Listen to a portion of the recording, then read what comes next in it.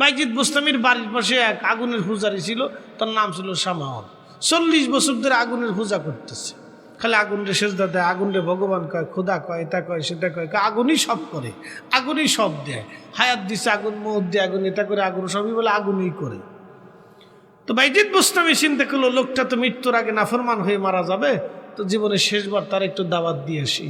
তো মুমূর্ষু অবস্থায় তার কাছে যে বলল, সামাওন, সারাটা জীবন তো তুমি কুফরির উপরে রইলা, তা তুমি কালেমা পড়ো, জীবনের শেষ সময় আল্লাহকে বিশ্বাস করে দিও। তো সামন কয়, ভাইজি তোমার ধর্ম সত্য, প্রমাণ কি? তোমারটা যে ধর্ম সত্য তার প্রমাণ কি? বুঝবো কেমনি এটা সত্য? তো বাইজিদ কয়, কি সত্য প্রমাণ চাও? তুমি কি দিতে পারবা?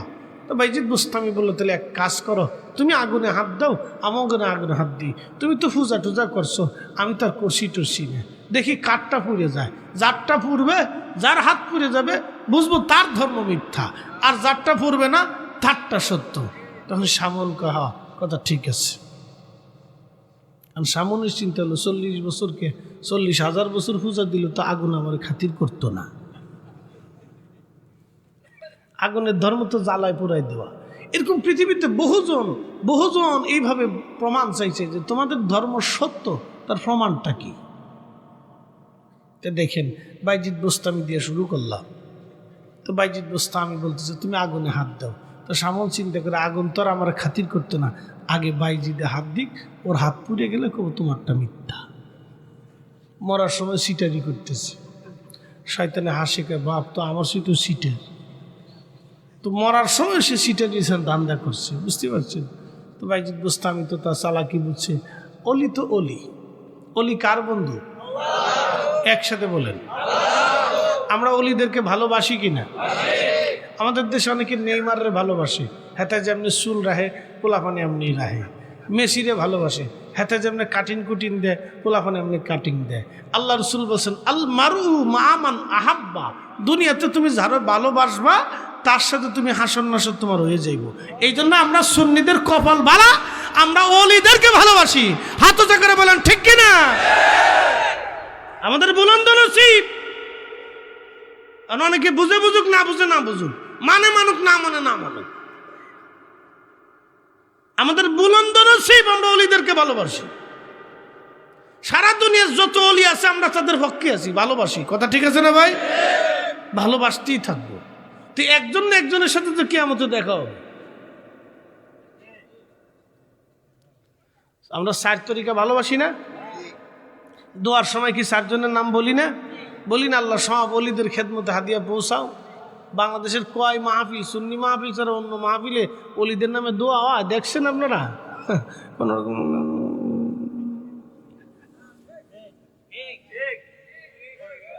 কথা ঠিক আছে না ভাই? যে পয়সা বেশি দেয় তার নামে একটু দোয়া, পয়সা করি না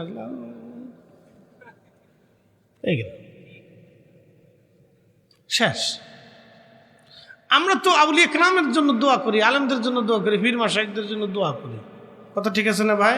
তাহলে কিয়ামতের ময়দানে 4 জনের সাথে না দেখা না হলে একজনের সাথে তুলবে, 360 আউলিয়ার সাথে না হলে শাহজালাল রহমতুল্লাহর সাথে দেখা হইলে হয়ে গেছে, কাম হয়ে যাবো। কথা ঠিক আছে না ভাই? আমরা ঢিল ছুঁড়ে মারছি, যার যেখানে যে কত হয়ে যায় পরে। কপাল কপাল কপাল, আমরা কপাল বলা। এ বলাবান মেসি টেসি নেশি নেশি মেশি মেশি ওইগুলোকে ফাড়াফাড়ি করিস না। তারা বিয়ে করার আগে পোলাপান হয়। হ্যাঁ, মেসি বিয়ে করার আগে 3 পোলার মালিক হয়েছে। তাহলে এবার আপনি বুঝেন, হালাল না হারাম বুঝছিলেন, বৈধ না অবৈধ বুঝছিলেন। অতএব এগুলোর সাথে আমাদের কোনো সম্পর্ক। ফুটবল খেলা টেলা দেখবেন দেখবেন দেখবেন শেষ। অত আবেগের কি আছে? কোনটা ঠকলো জিতলো, একবার ঠকে গেলি এই পোলাপানে দেখা যায় যে 3 দিন ঘরেতে বেরোয় না, মনে হয় যে বউ মরে গেছে।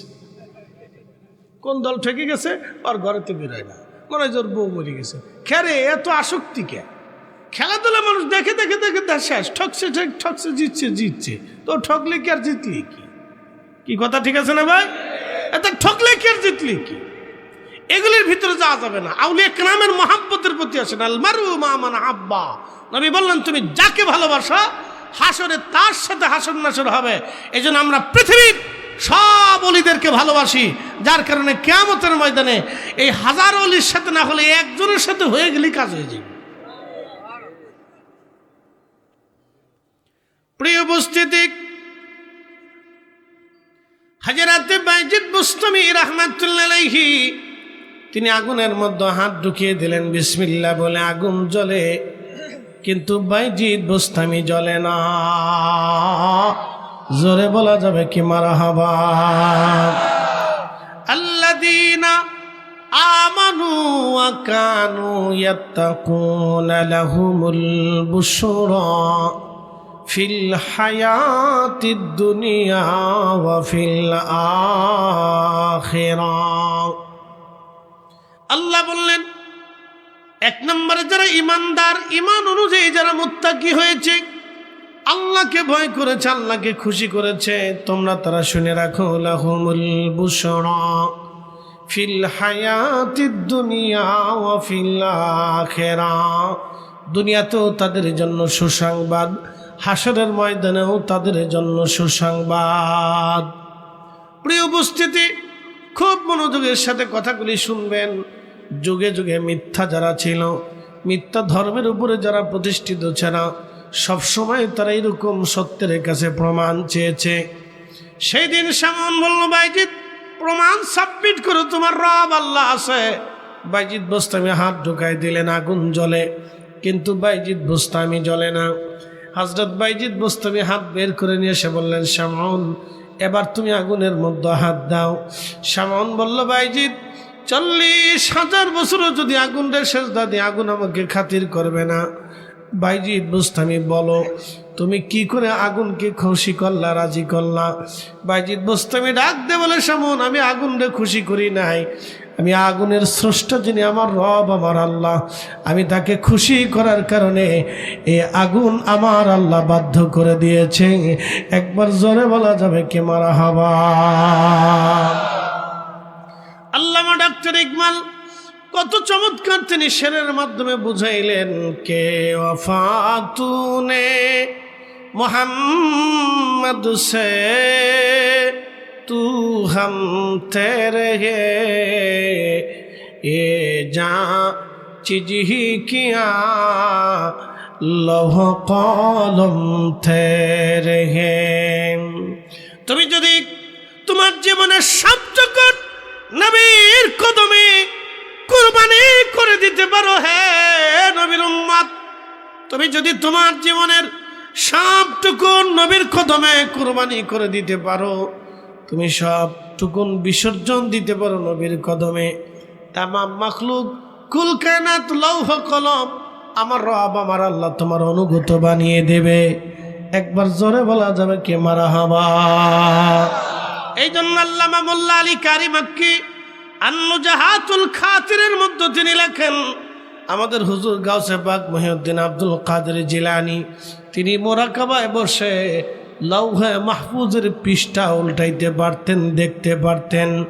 একসাথে বলা যাবে না আল্লাহু আকবার।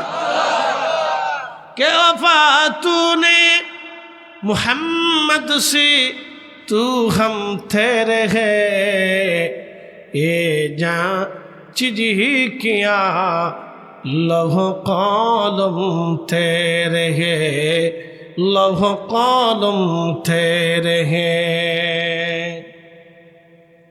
এই জন্য নবম হাজার শতাব্দীর মুজাদ্দিদ হযরত মোল্লা আলী কারি মক্কি হানাফি তিনি আন-নুজহাতুল খাতির লিখেছেন হুজুর গাউসে পাকের জীবনী। এই কিতাবের মধ্যে হুজুর গাউসে পাকের কারামত লিখছেন, যিনি পৃষ্ঠাতে উল্টায় দেখতে পারতেন, মুরিদের তাকদীর পর্যন্ত আল্লাহ ওনাকে দেখাইতেন। আল্লাহু আকবার। না না হয় না, আরো জোরে বলেন আল্লাহু আকবার। ঠিকই নিয়ে আজ থেকে 450 বছর আগের মুহাদ্দিস লিখছে। তো ওই জমানার সর্বশ্রেষ্ঠ মুহাদ্দিস, যার সিগনেচার ছাড়া ওই জমানায় কেউ মুহাদ্দিসের খেতাব পেত না, ইমামুল হারামাইন ছিলেন, 2 হারামের ইমাম ছিলেন তিনি। বর্তমান হারামাইন ইমামদের মতো না, সে আগের জমানার বড় বড় ইমামের 60 কথা না, 1 লক্ষ হাদিসের হাফেজ ছিল। একসাথে বলবেন না মারহাবা। 1 লক্ষ হাদিস মুখস্থ ছিল। আবার আপনি বুঝেন কত বড় আলেম ছিল, 1 লক্ষ হাদিস মুখস্থ বলতে পারতেন। তারা ওই সময় হুজুর গাউসে পাকের জীবনী লেখছেন যে মোরাকাবাতে তিনি লৌহে মাহফুজের পৃষ্ঠা দেখতে পারতেন এবং মুরিদের তাকদীর আল্লাহ তাকে দেখাইতেন। আল্লাহু আকবার। না না জোরে বলে, জোরে জোরে আল্লাহু আকবার। কারণ আমাদের দেশে অনেকে এগুলো বিশ্বাস করে না, কইলে গাঁজা করি কথা। তো এখন তার বিশ্বাস নাও হতে পারে। বাইজিদ বোস্তামি আগুনের ভিতরে হাত দিছে, এখন আমি বলতেছি, অনেকে কেউ যে গাঁজা করি কথা। হিন্দু যারা তারা কি মানবে? বৌদ্ধ কি বিশ্বাস করবে? না, এটা মুসলমান, এগুলো বানায় বানায় তারা কিচ্ছা গাইতেছে। কথা ঠিক আছে না ভাই? আর যারা নজদি আছে তারা কেউ না, এরাই অতিরিক্ত করে পীর পূজারি মাজার পূজারি, তো এরা খালি ওইটাই কয়, কোরআন হাদিস জানে না। আমরা কোরআন হাদিস কিচ্ছু পারি টারি না ভাই, আমরা সারা বছর খালি ঘোড়ার ঘাস কাটছি। কি কথা খারাপ কইছি? আমরা মাদ্রাসায় গেছি আর ঘোড়ার ঘাস কাটছি, পরীক্ষা দেওয়ার সময় ঘোড়ার ঘাস কাটছি, এর লেগে আমরা সার্টিফিকেট দিছি। বুঝতে পারছেন না? আমরা পড়াশোনা করি নি আর কি, যত পড়াশোনা খালি হেরাই করে। তো যাক, আল্লাহ হেগারে করবার দিক, যে বেশি করে দেখে বুঝে সুঝে না, একটু করে তো বুঝে সুঝে না। কি কয় না কয়, আগারটা মাথা, মাথারটা গুড়া, গুড়ারটা আগা, খুব ভালো করে বুঝেন। প্রিয় উপস্থিতি, মনোযোগ দেবেন। হাজরাতে বাইজিদ বুস্তামি রাহমাতুল্লাহ ডাক দিলেন, শামাউন, সারা জীবন তুমি আগুনের পূজা করলা, আমি একটা বানো আগুনকে সেজদা দেইনি, আমি আগুনের মালিককে সেজদা দিছি। শামুন, শামুন রে, এবার যদি তোমার সত্য উপলব্ধি হয়। শামুন বলল, হ্যাঁ বাইজিদ, আর বুঝার বাকি নাই, আমারে তুমি এই মুহূর্তে পড়ায় দাও সেই কালেমা লা ইলাহা ইল্লাল্লাহু মুহাম্মাদুর রাসূলুল্লাহ সাল্লাল্লাহু আলাইহি ওয়াসাল্লাম। কখনো তোমাকে যদি ভুলি, হেদায়েতের আলো জেলে নিউ কাছে তুলি, ঠাই দিও প্রিয়তম অগমহিয়ান, তুমি রহমান, তুমি মেহেরবান। অন্ধ গাহে না শুধু তোমারি গুণগান, বুঝে বুঝে না তবু শান, তুমি রহমান, তুমি মেহেরবান। সুলাইমান আলাইহিস সালামের 1000 স্ত্রী ছিল। একসাথে বলবেন আল্লাহু আকবার। কত হাজার? একসাথে বলেন। আপনি একটার জ্বালায় যান শেষ। কথা খারাপ হয়েছি ভাই? একটার ঠেলায় আমরা বাঙালিদের যান শেষ। 2-3টে যার ঘরে আছে, আমার বসুন্ধরা এক বেটার 2 বউ গলায় দড়ি দিয়ে মরে গেছে, নিজে বউর জ্বালায় মরে গেছে। গাদা হাত দুনিয়ার থাকুই না, বউর ফেরাই পড়ে স্বামী গলায় দড়ি দিয়ে মরে গেছে।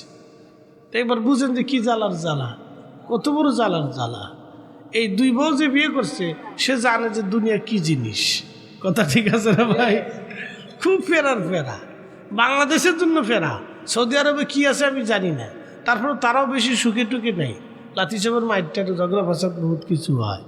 তো খুব মনোযোগ দেন। সুলাইমান আলাইহিস সালামের 1000 স্ত্রী ছিল। একসাথে বলেন আল্লাহু আকবার। উনি প্রতি রাত্রে আল্লাহর ইচ্ছায় 70 জন, কোন কোন হাদিস আছে 100 জন স্ত্রীর সাথে সময় দিতে পারতেন না। যেমনি কইতেছেন মনে আপনারাও এরকম পাওয়ারফুল লোক আছেন মনে হইতেছে। একসাথে বলেন আল্লাহু আকবার। যদিও হাসি হাসি মনে হবে যে অবিশ্বাস, এটা কি করে সম্ভব? রাত্রে টাইম কত? 12 ঘন্টা।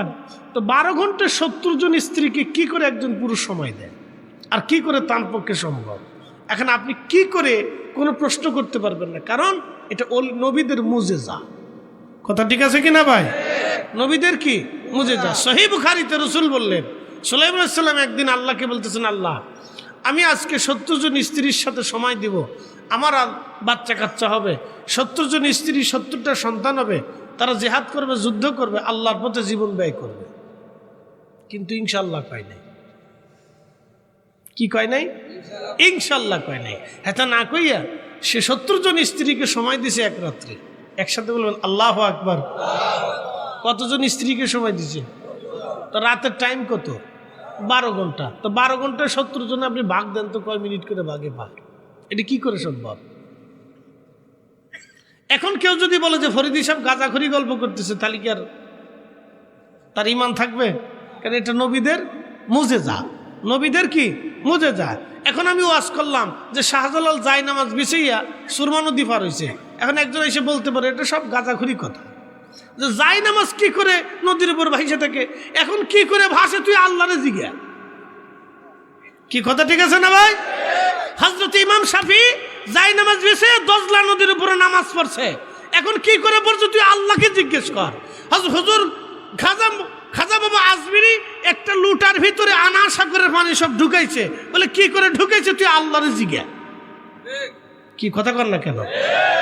তুমি আল্লাহকে জিজ্ঞেস করো, আমারও জিজ্ঞেস তো লাভ নাই, কিন্তু ঘটনা তো সত্য। কি কথা কর না কেন? ঘটনা কি? ঘটনা কি? ওলিদের কারামত আর নবীদের মুজেজা। 100 জন স্ত্রীকে সময় দিলেন সারা রাত্রে, আল্লাহ 100 জন স্ত্রীর কাউকে সন্তান দিলেন না, একজনকে আল্লাহ সন্তান দিলেন, তাও অর্ধেক হয়েছে অর্ধেক হয়নি, অপূর্ণ সন্তান, ল্যাংড়া কানা বোবা হয়েছে, প্রতিবন্ধী। কি বলে নাই? ইনশাআল্লাহ, একটা শব্দ বলে নাই ইনশাআল্লাহ, না বলার কারণে একটা হয়েছে তো প্রতিবন্ধী। প্রিয় উপস্থিতি, এরকম ইসলামে কিছু কিছু আশ্চর্য বিষয় আছে যেগুলি বিজ্ঞান দিয়ে ব্যাখ্যা করা যায় না, শরীয়ত দিয়ে বোঝা যায় না। কি কথা কর না কেন?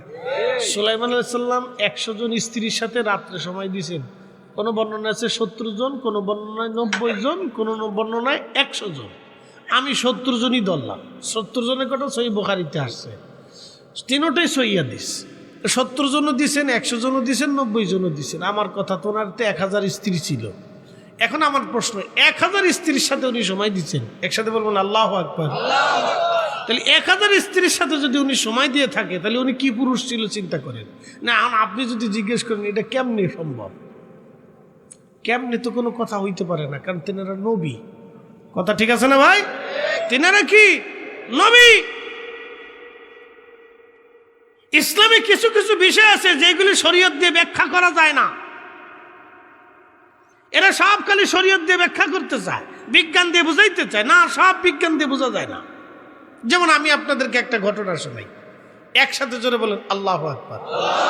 না হয় না, আরো জোরে ঘটনাটা শুনে দিই, জোরে জোরে, আরো জোরে, আরো জোরে, মাশাআল্লাহ। হ্যাঁ, আওয়াজ হয়েছে, কারণ একটু পরে তাবারক দিব তো, একটু পেটটা খালি করাইতেছি, মনে কিছু নিয়েন না।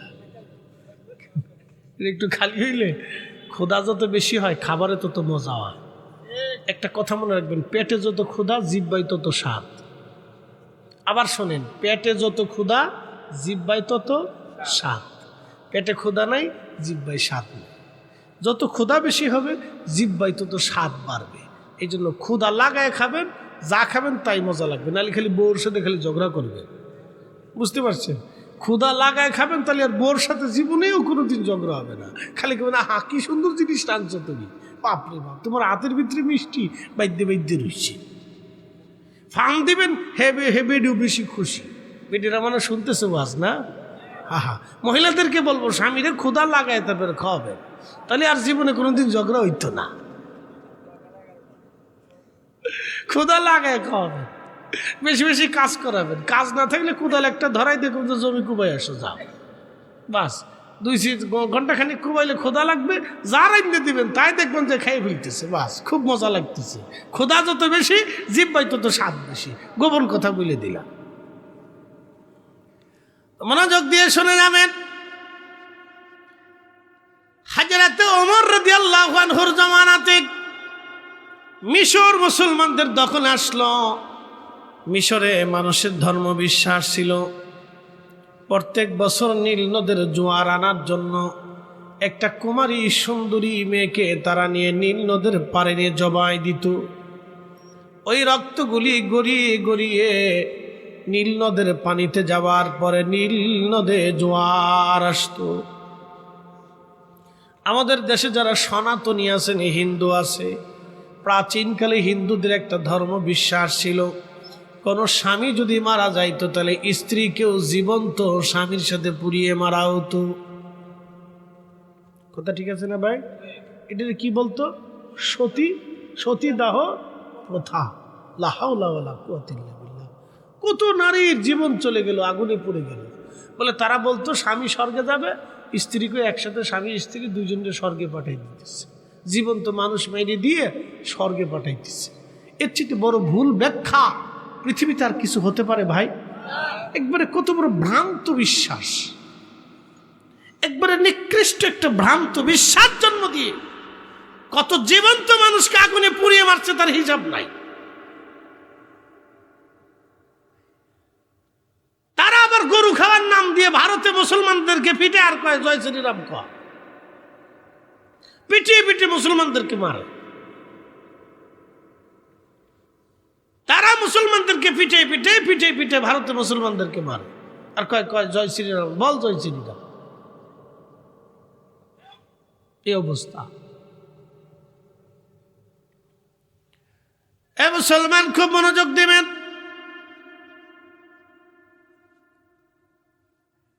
তো মিশরের প্রাচীন ধর্ম বিশ্বাসে কত নারীর জীবন চলে গেল তার হিসাব নাই। মুসলমান মিশর দখল করেছে।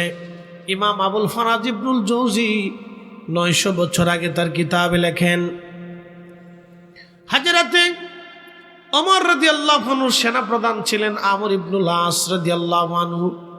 তিনি সেনাবাহিনী নিয়ে মিশর দখল করার পরে, মিশর যখন দখল করলেন, দখল হয়ে যাওয়ার পরে তিনি শুনতে পারলেন মানুষেরা ঘনঘটা করে সুন্দরী একটা মেয়েকে ধরে নিয়ে নীল নদের পারে জবাই করার জন্য নিয়ে যাচ্ছে, গান বাজনা ঢোলঢোল পিঠে আনন্দ ফুর্তি করতে করতে।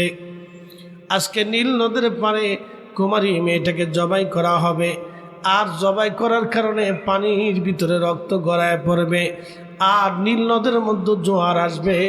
এই চিন্তায় তারা নিয়ে যাচ্ছে তাকে। সেনাপতি আমর ইবনুল আস দেরি করলেন না, তার সেনাবাহিনীর সৈন্য সদস্য সাহাবা একরাম মুজাহিদদেরকে নিয়ে রওনা করলেন।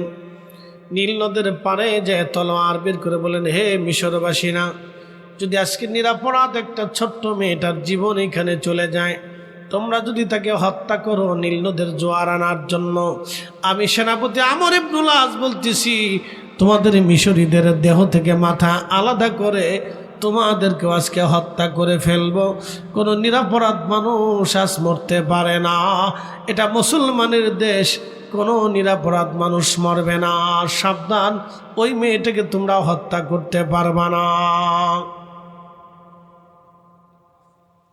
এখন মিশরবাসী বলতেছে, সেনাপতি আমর বুঝলাম, তোমরা দেশ দখল করছো, তোমরা একটা কুমারী মেয়ে হত্যা করতে দিবা না বুঝলাম, কিন্তু আমরা তো হত্যা করার পরে যখন রক্ত গড়ায় গড়ায় নীল নদের পানির মধ্যে যায়, নীল নদে জোয়ার আসে, তাহলে আমাদেরকে তোমরা নীল নদের জোয়ার আইনে দাও।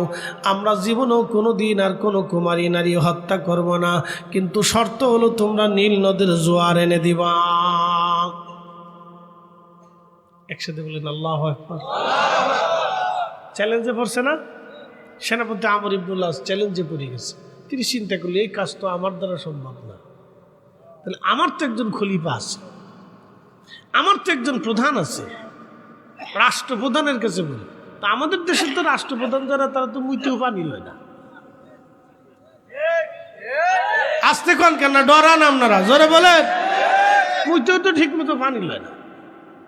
যা সত্য তাই বলছি ভাই, কথা খারাপ করছি ভাই, খারাপ করি না, আমি খারাপ করি তো, সত্যটা বলছি। হ্যাঁ, সব করে ঠিক মতো পানি লইতে পারে না, কেমনে লয় তাও বুঝে না।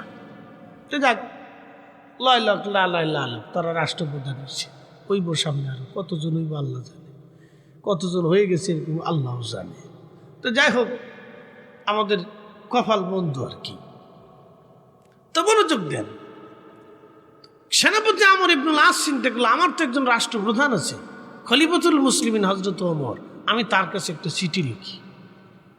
তো চিঠি লিখছে, ইয়া আমিরাল মুমিনিন, মিশরে নতুন চ্যালেঞ্জের সম্মুখীন হয়েছি। মিশরীদের ধর্ম বিশ্বাস হলো, তারা একটা কুমারী নারীকে প্রত্যেক বছরে নীল নদের পানিতে, এই নীল নদের পানিতে কিনারে জবাই দেয়। এই পানিগুলি গড়িয়ে গড়িয়ে গড়িয়ে গড়িয়ে গড়িয়ে গড়িয়ে রক্তগুলি পানির মধ্যে মিশে যায়, নীল নদের জোয়ার আসে। একটা কথা মনে রাখবেন, পৃথিবীতে দুইটা নদী আল্লাহ জান্নাত থেকে আসছে।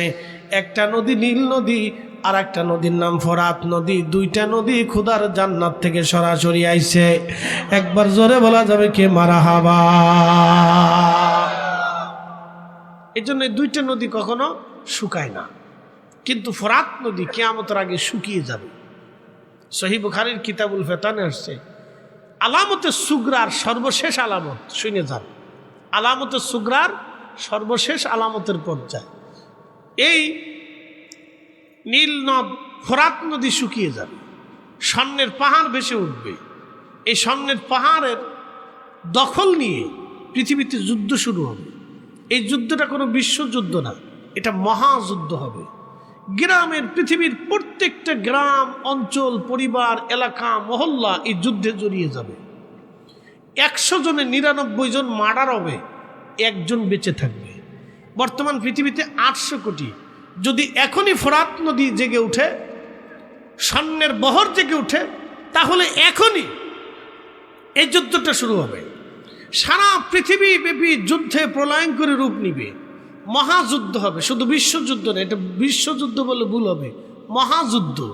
প্রত্যেকটা গ্রাম, ওয়ার্ড, এলাকা, পাড়া, মহল্লা, পরিবার, বাড়ি যুদ্ধে জড়িয়ে যাবে। এই যুদ্ধে এত ভয়ানক হবে, 100 জনে 99 জন মারা যাবে, একজন বেঁচে থাকবে। বলেন রসুল যাহা বলছে সত্য না মিথ্যা? জোরে বলেন। আমরা সুন্নি যারা, আমরা বিশ্বাস করি আল্লাহর পরেই নবী। আল্লাহ যা বলছে নবী তা বলছে, এবং আল্লাহ সত্য বলছে, রসুলও সত্য বলছে। আল্লাহ যেইভাবে মানতে হবে, নবী সেইভাবে মানতে হবে। আল্লাহকে পাইতে হলে রসুল পাইতে হবে। কথা কন না, ঠিক আছে না? আমরা সুন্নিদের বিশ্বাস কি, আল্লাহ পাইতে হলে আগে নবী পাইতে হবে। কথা ঠিক আছে না ভাই? কথা ক্লিয়ার না ভেজাল আছে? আল্লাহ পাইতে হলে আগে কাকে পাইতে হবে? নবী পাইতে হবে। রসুল যা বলছে তাই হবে। কি কথা কন না কেন? হবে নি? রসুল যা বলছে তাই হবে, ডাইন বাম কিচ্ছু হবে না। পৃথিবীতে কিয়ামত হবে, কিয়ামতের আগে পৃথিবীতে বহু ঘটনা ঘটবে। 85টা আলামত আল্লাহ রসুল বলছেন, কোন হাদিসে 75টা আসছে। একটা আলামত আপনাদেরকে আজকে বলে দিয়ে যাই। আল্লাহ নবী বলছেন, আমার উম্মতের ভিতরে যারা রাখালগিরি করত আরবে, আমার আরবের ভিতরে যারা রাখাল ছিল, উট, দুম্বা, ছাগল, ভেড়া চড়াইতো, তারা একসময় এই আরবে বড় বড় অট্টালিকা, প্রাসাদ তৈরি করার জন্য প্রতিযোগিতা করবে। আজকে কিন্তু আরবে ওইটা হয়ে গেছে। যারা ছাগল চড়াইতো তারা আজকে হাজার হাজার কোটি টাকার মালিক, তারা হাজার হাজার কোটি টাকার মালিক। বাংলাদেশের ধনীদেরকে তারা ধনী মনে করে না, মনে করে মিসকিন। তাহলে কি পরিমাণে তাদের অর্থবিত্ত আপনি একটা হিসাব করবেন। বিলিয়ন, ট্রিলিয়ন, কোটি কোটি টাকার মালিক তারা। যারা ছাগল চড়াইতো, তাদের পূর্ববংশ ছাগল চড়াইতো। এই ছাগলের রাখালরা আজকে হয়েছে কোটি কোটি, শত শত, হাজার হাজার কোটি টাকার মালিক। আল্লাহ নবী যা বলছেন তা সত্য। আর একটা বলে গেছেন যে আমার আরব প্রচুর বৃষ্টি হবে, সবুজে শ্যামার হয়ে ভরে যাবে। এটা এখনো শুরু হয় নাই। আর একটা কথা আল্লাহ নবী বলে গেছেন, আমার উম্মত সারা পৃথিবীতে সুদের সাথে জড়িয়ে পড়বে। হয় সরাসরি সুদ খাবে, আর না হয় সুদের সাথে লেনদেন হবে, আর না হয় সুদের সাথে এই ব্যবসা বাণিজ্য করবে, আর না হয় সুদওয়ালার সাথে খাওয়া দাওয়া করবে, আর না হয় হিসাব কিতাব রক্ষা করবে, আর না হয় সাহায্য সহযোগিতা করবে, আর না হয় তাদের সাথে আত্মীয়তা করবে। বর্তমান ব্যাংকিং ব্যবস্থায় পৃথিবীর কোনো উম্মত সুদ মুক্ত আছে আমার জানা নাই। তবে 2-1 যদি আল্লাহ হেফাজত করে বাঁচায় রাখে, সেটা আল্লাহর হিসাব। কথা ঠিক আছে না ভাই? তাহলে এই কথা আল্লাহ রসুলের কথা সত্য হয়ে গেছে। তারপরে আর কিছু যদি বাড়াই টাড়াই কই, তাহলে পরে পাবলিক কবে যে হুজুর লোক বালা না, তাহলে আমি আর ওইদিকে গেলাম টেলাম না, এই পর্যন্ত সীমানা রাখলাম। কারণ আমরা তো দোষ বেশি, শেষে করবেন যে এটা ওই তার দালাল, এটা হেতার দালাল, এইতে চলে গেলে হেই দালাল, এই চলে গেলে হেই দালাল। আমরা কারো দালালের দরকার নাই। আমরা রসুলের ক্যাম্বাসারি করি, অলিদের ক্যাম্বাসারি করি। এদেশের রাজনৈতিক পথ যত পরিবর্তনই হোক, শাহজালাল ঠিকই থাকবে। কথা কন না কেন? কাদেরিয়া, চিশতিয়া, নকশবন্দিয়া ঠিকই থাকবে। কিন্তু বিভিন্ন রাজনৈতিক দল আজ আছে কাল নাই, কাল আছে তাল নাই, পরের দিন আছে পরের দিন নাই, কোনটা আসে কোনটা পলায় তার কোনো হিসাব কিতাব নাই।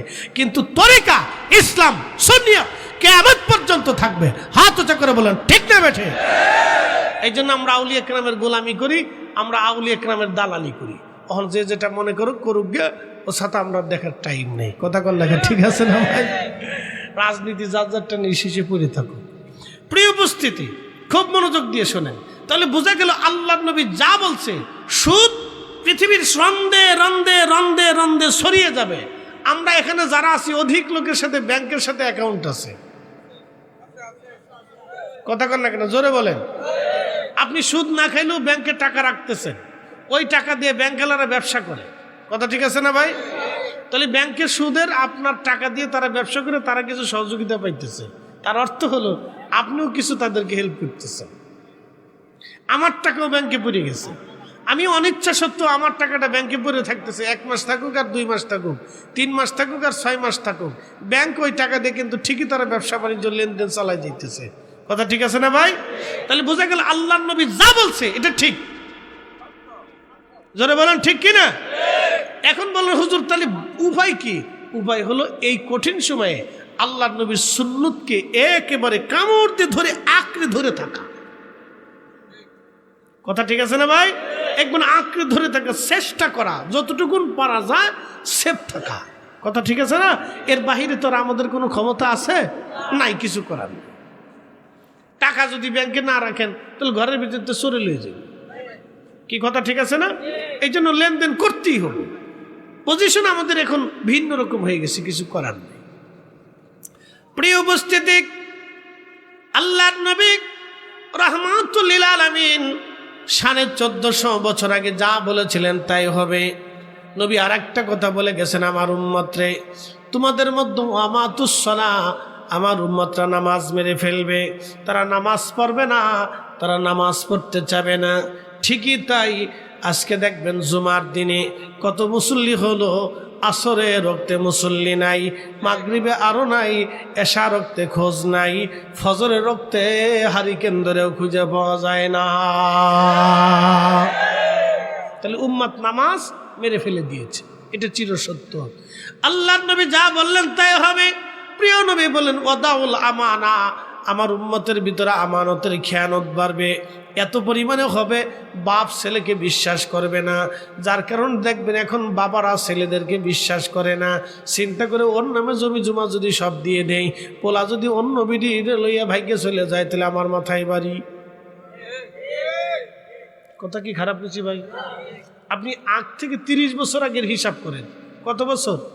30 বছর আগে একটা ছেলে একটা মেয়েকে নিয়ে ভেগে চলে যাবে, এটা কল্পনাও করতো না। 50 বছর আগে এটা ভাবনা তো আনতো না। বাবা মার সিদ্ধান্ত ছাড়া সে সময় কোনো বিয়ে থা হতো না। আর কোনো বাড়ির কোনো মহিলা যদি বেপরদায় রাস্তায় চলতো তো ওই দেশের ইমাম ওই বাড়িতে খাবার খাইতো না, কথা ঠিক আছে না ভাই? এখন তো আমাদের সবার সার্টিফিকেট আছে না? কারো এই মুফতি পাস, কারো মুফাসসির পাস, কারো আদব পাস, কারো হাদিস পাস, এই কেউ বিভিন্ন জায়গা থেকে অমুক সার্টিফিকেট, আবার কেউ অনার্সে, কেউ মাস্টার্সে, আবার কেউ কারিয়ারাতে, আবার কেউ ওই বিভিন্ন সেকশন থেকে আমরা বিভিন্ন ধরনের সার্টিফিকেট আনি। আইনে আমরা 4-5টা বুট টুর করে একবারে সার্টিফিকেট দিয়ে একটা নথিপত্র করে থুয়ে দিচ্ছি, বাস বিরাট কিছু অর্জন করছি। কিন্তু আগের যুগের ইমাম আলেম যারা ছিল তাদের একটা সার্টিফিকেট ছিল, সেটা হলো তাকওয়ার সার্টিফিকেট, ইখলাসের সার্টিফিকেট ছিল তাদের। আমাদের মতো এত সার্টিফিকেট ছিল না, কিন্তু সার্টিফিকেট একটা ছিল। পানির মধ্যে ফু দিলে পানি ওষুধ হয়ে গেছে, কি কথা খারাপ কিছু ভাই? পানির মধ্যে ফু দিলে কি হয়েছে? ওষুধ হয়ে গেছে। আর আমরা সারাদিন ফুইলেও কাম হয় না। আমরা আইছি এখন মিলাদ বন্ধ করার জন্য, তারা মিলাদ পয়লা পানির ভিতরে ফু দিছে, কি কথা কন না কেন? তারা কোরআন খতম দিয়ে পানির ভিতরে ফু দিছে। এখন যারা কোরআন খতম বন্ধ করতে আইছে তাদেরকে জিজ্ঞাসা যে সুদের কারবারি কয়টা বন্ধ করছো?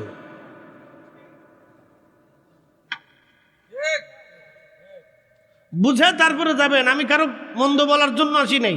যারাই এদেশে নবীর দুরুদ সালাম বন্ধ করার জন্য উঠে পড়ে লাগছে যে মিলাদুন নবীর মাহফিল বেদাত এটা বন্ধ করে দাও, তো বন্ধ করে দিলাম। মশাই আপনি পতিতালায় কয়টা বন্ধ করছেন? কি কথা কন না কেন? আমি মিলাদুন নবীর মাহফিল বন্ধ করলাম, বুঝলাম আপনি ফতোয়া মারতেছেন, বন্ধ হয়ে গেল। তা আপনি পতিতা কয়টা নারীরে পতিতার থেকে আইনে আপনি থেকে মুক্ত করছেন বলে এই বেলায় নাই? আপনি রসুলের দুরুদ মিলাদ সালাম বন্ধ করার জন্য আইছেন না? আল্লাহ আপনার এর লেগে দুনিয়াত পাঠাইছে, বগিযোগী না? আপনারা কোরআন খতম বন্ধ করার জন্য আল্লাহ দেশে পাঠাইছে না, আজ পর্যন্ত একটি এনজিও বন্ধ করতে পারেন নাই। আপনি আইছেন কোরআন খতম বন্ধ করার জন্য, আপনি আইছেন দোয়া বন্ধ করার জন্য, আজ পর্যন্ত পারলেন না এই একটা বেহায়াপনা বন্ধ করার জন্য, একটা কনসার্ট বন্ধ করার জন্য, আজ পর্যন্ত পারলেন না আপনি একটা পতিতালয় বন্ধ করার জন্য। আপনি আইছেন আজকে দোয়া বন্ধ করার জন্য নাকি? এগুলির লেগে আল্লাহ আপনার পাঠাইছে। এ দশা হয়েছে আমাদের। এখন যে কাজ করার দরকার না সেটা করতেছে, যেটা করার দরকার সেটার খবর নেই। আপনাদের বুঝাটা জরুরি। আমি সূক্ষ্ম পয়েন্টটা আপনাদেরকে বলে দিয়ে গেলাম। ভোগীযোগীতে দেশ গেছে বলি। আচ্ছা, আপনাদেরকে একটা কথা বলি, আজকে ছোট্ট পয়েন্টে বুঝে যাবে। আমাদের দেশের ভাইদের ফতোয়া হলো যে ফাতেহার, 1 মিনিট, ফাতেহার দোয়া করলে খাওয়া যাবে না, খাইলে দোয়া করা যাবে না। নতুন একটা ফতোয়া নিয়েছে। আচ্ছা, বুঝলাম, আপনি খাইলেন না বা দোয়াও করলেন না বা ফাতেহার খাবার আপনার কাছে হারাম। এখন আমি যদি জিজ্ঞেস করি, ভাই সুদখোরের বাড়ি দাওয়াত খান কে? সুদখোরের টাকা মাদ্রাসায় নেন কে? সুদখোরের টাকা মসজিদে নেন কে? সুদখোরের মসজিদের সভাপতি বানান কে? সুদ করে মাদ্রাসার সেক্রেটারি বানান কে? ঘুষ করে আপনি মাদ্রাসার ক্যাশিয়ার বানান কে? জবাব দিতে পারবো? আপনি ফাতেহার খাবার হারাম বানাইতেছেন, আপনি সুদ করে ডাবার টাকাটা ঠিকই নিতেছেন। এক মুখে 2 নীতি, এক জীবনে 2 কাজ 2 নীতি। তো কি বলবেন? বললে কয় আমরা বেদাতি। কি কথা বোঝেন নাই মনে হয়? কথা কি খারাপ কইছি ভাই? আমি তো লাইন মতো বলতেছি, কাউরে গালি টালি তো দিতেছি না। দিতেছি না, কাউরে গালি টালি দিতেছি না। এটা বোঝাটা জরুরি, ঝগড়ার তো কিছু না। তাহলে ফাতেহা বন্ধ করে লাভ হইল কার? দোয়া বন্ধ করে লাভ হইল কার? দরুদ বন্ধ করে লাভ হইল কার? কোরআন খতম বন্ধ করে লাভ হইল কার? একমাত্র শয়তানের লাভ হয়েছে, আর কারো লাভ হয়। যদি আপনি এগুলি বন্ধ করে একটা পতিতালয় বন্ধ করতে পারতেন, তাহলে বুঝতাম যে 50-50 একটা বন্ধ হয়েছে আর একটা বন্ধ হয়েছে 50-50। তা আপনি তো কোনোটাই পারেন না, তো লাভ হইল কি? লাভ হয়েছে শয়তান। এই জন্য এই জমিন আল্লাহর জমিনে আল্লাহর কোরআনের খতম চলবে, আল্লাহর জমিনে রসুলের দুরূদ সালাম চলবে, আল্লাহর জমিনে আল্লাহর কাছে দোয়া চলবে। কথা কন না কেন? ঠিক কিনা? আগে ফতোয়া টতোয়া নিয়ে তারা গাঠি বুকসা বাইন্দে কম্বলের নিচে নিয়ে রাত বেড়ে শুয়ে থাকুক। কথা খারাপ কইছি? চলবে নি? দোয়া খায়ের চলবে নি? ফাতিহা চলবে নি? মিলাদ মাহফিল চলবে নি? চালাইলে আপনার লাভ, না চালাইলে কারো ক্ষতি নেই। আপনার কবর, আপনার হাসর, আপনার বাপ মা হিসাব আপনি বুঝেন। ছেলে চিন্তা করতেছে, মা মরে গেছে, মা তো কবরে চলে গেছে, আমি বেঁচে গেছি। বাঁচেন নাই। আপনি যতদিন পৃথিবীতে বেঁচে আছেন ততদিন মা আপনার কাছে হক পাইতে থাকবে। যদি মিটে না যান, মক্কার ইমাম হলেও নাজাতের রাস্তা নাই। যদি বাবা মার হক মিটায় না যাইতে পারেন, মদিনার ইমাম হলেও নাজাতের রাস্তা নাই। বলে দিয়ে গেলাম, কথা ক্লিয়ার। কাপ জাবরা কি নেই। যত বড় বক্তা হন কাজ হবেন না, কিন্তু যত বড় তাহাজ্জুদ গুজারি হন কাজ হবে না। কিন্তু সাহাবী জিজ্ঞেস করলেন, ইয়া রাসূলুল্লাহ, তাহলে আব্বা আম্মার হক কি করে আদায় করব? বলে বেশি বেশি করে দোয়া করো। একসাথে বলবেন না মারহাবা? কি করো? জোরে বলেন, কি করো? আরো জোরে, আরো জোরে। তো দোয়া বন্ধ করতে আইছে কারা? আমরা কি দোয়া বন্ধ করার ফতোয়া দিছি? আমরা তো চাই ঘরে ঘরে দোয়া শুনো। কথা ঠিক আছে না? ঘরে ঘরে কোরআন খতম শুনো। হেরা কয় এইগুলি তারা প্রতিষ্ঠিত করতেছে, কিছু পয়সা করি তারা পকেটে পায়। আমরা কিছু পয়সা করি পাই। তা আমরা পয়সা করি দিয়ে বিল্ডিং বানাইতেছে, আর ওরা কুড়ে ঘরে থাকে মনে হয় আর কি। এমন ভাব লইছে যে ওরা কুড়ে ঘরে থাকে। আবার 1000 টাকার নোট একটা দিয়ে দোয়া চাইলে 32 দাঁত বার করে কি দরকার ছিল, না দিলেও তো বাড়তে খুশি। কেন ভাই? এক কাজে 2 নীতি, কারণটা কি? আমি ভাইলে তুমি বেজার হও, আর তুমি ভাইলে তুমি খুশি হও, কারণটা কি? টাকা কি আমরা মানুষের পকেটে নিয়ে যাই? মানুষ খুশি হয়ে আমরা দেয়। কেন দেয়? আমরা আলেম। আমাদেরকে কোরআন হাদিসের দিকে তাকাইয়া, নবীর সুন্নতের দিক তাকাইয়া মানুষ আমরা সম্মান করে। কথা ঠিক আছে না ভাই? আর এটা কিয়ামত পর্যন্ত যদি সম্মান না করে তাহলে এলেম বিলুপ্ত হয়ে যাবে, পৃথিবীতে আলেম থাকবে না, এলেম ধ্বংস হয়ে যাবে। যতদিন মানুষ আলেমদেরকে সম্মান করবে ততদিন আলেম তৈরি হতে থাকবে। আপনি আমারও সম্মান করছেন না, তাহলে এই যে 10 জনে দেখার পরে সে একজন চিন্তা করে তাহলে আমার ছেলেটারও আমি আলেম বানাই। ইমাম সাহেব হুজুর যখন নামাজ পড়ে তখন এই কেরাতটা শোনার পরে এই এক মুসল্লি চিন্তা করে, আরে আমার এই ইমাম সাহেব হুজুরের মতো আমার ছেলেটা যদি আলেম বানাইতে পারতাম, তো সেও এই মাদ্রাসায় ভর্তি করে আলেম বানানোর চেষ্টা করে। কেউ ভাই আমার, আমরা তো মানুষের পকেট থেকে জোর করে টাকা উঠাই নিয়ে আসিনি যে ভাই তোমার টাকাটা আমার দিয়ে দাও। মানুষ খুশি হয়ে 500 টাকা হাতে দিয়ে বলে হুজুর দোয়া করে, তখন তারা দোয়া চায়। আমার কাছে টেন্ডার মেন্ডার টাকা পয়সা এই সরকারি অনুদান টনুদান কিছু চায় না, শুধু একটু দোয়া চায়। কথা ঠিক আছে না ভাই?